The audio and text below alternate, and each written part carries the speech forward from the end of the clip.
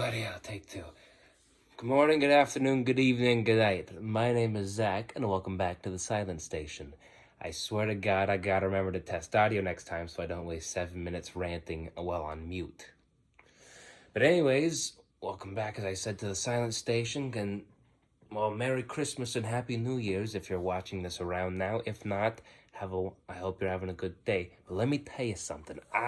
Mid-November, finished a damn book.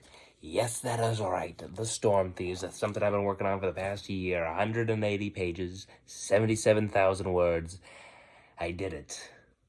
And oh boy, that has opened up a new can of worms mentally about life. Because now that I've written a book, despite the world Eberron not exactly being mine, and, well, it's not going to be good, no one's first book is, but it made me realize, shit, this author thing might actually work.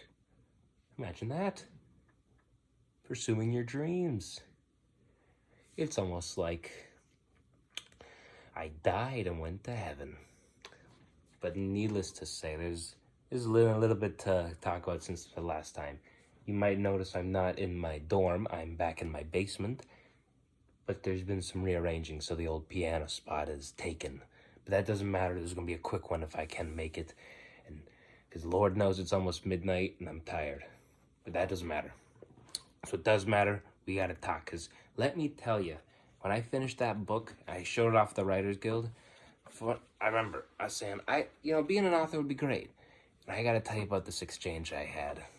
Because it got me thinking, and I want to see if it gets you to think about life.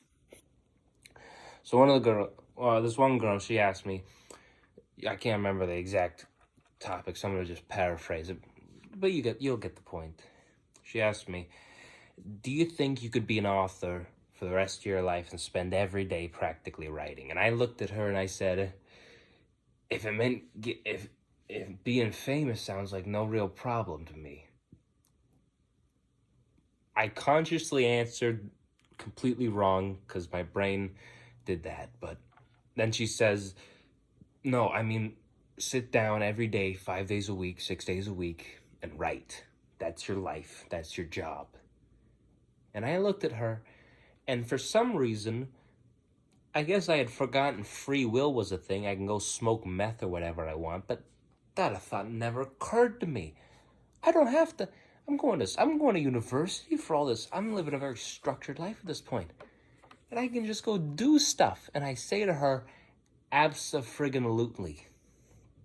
Absolutely I could do that, because when you realize you can pursue your dreams, it's not a joke.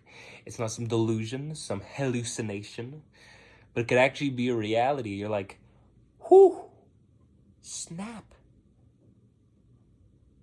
I can do this. It's going to work out.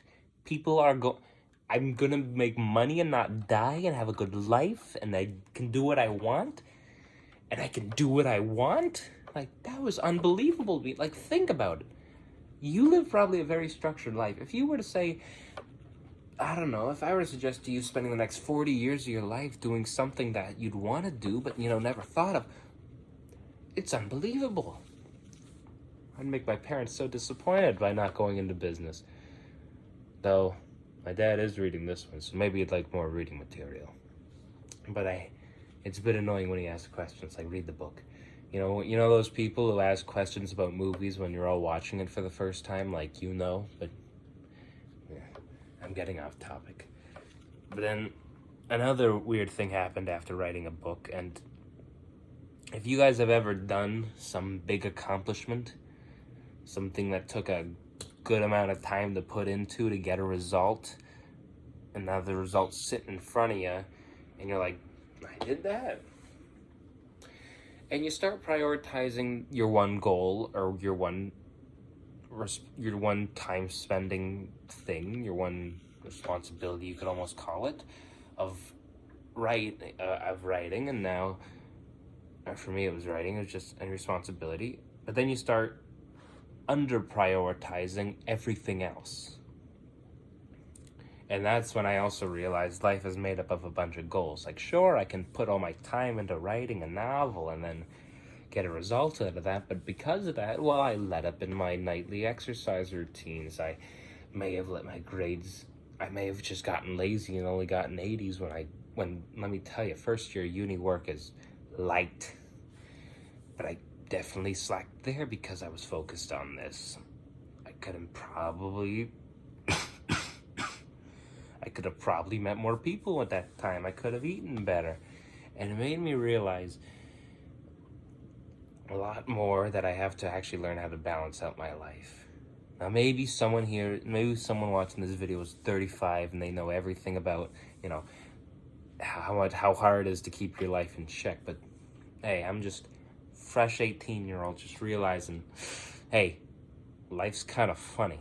And it gets complicated the second you realize that you're on your own, to a certain extent in uni especially, and you got to be responsible for yourself. And it's really interesting the sort of one way your brain puts itself into when you have to focus on responsibility. You always take the safest path. You got to do what's written out. And while you can make blots of, whatever's going to happen is going to happen, it's still not quite the same as living life unexpectedly. That's probably a good thing, but it's just an interesting thought to think, Like, I could picture myself doing something other than business work with writing on the side. That was almost exhilarating, the amount of freedom it gave me, but it's odd. It's certainly odd. Let me know if you feel this way, because I doubt I'm alone.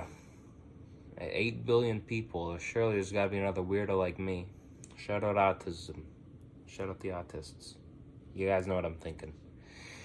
But anyways, have a wonderful rest of your day. Happy holidays, happy Hanukkah, Christmas, New Year's, whatever it is that's coming up. And have a wonderful rest of your morning, afternoon, evening, and good night. And I'll see you later on the silent station.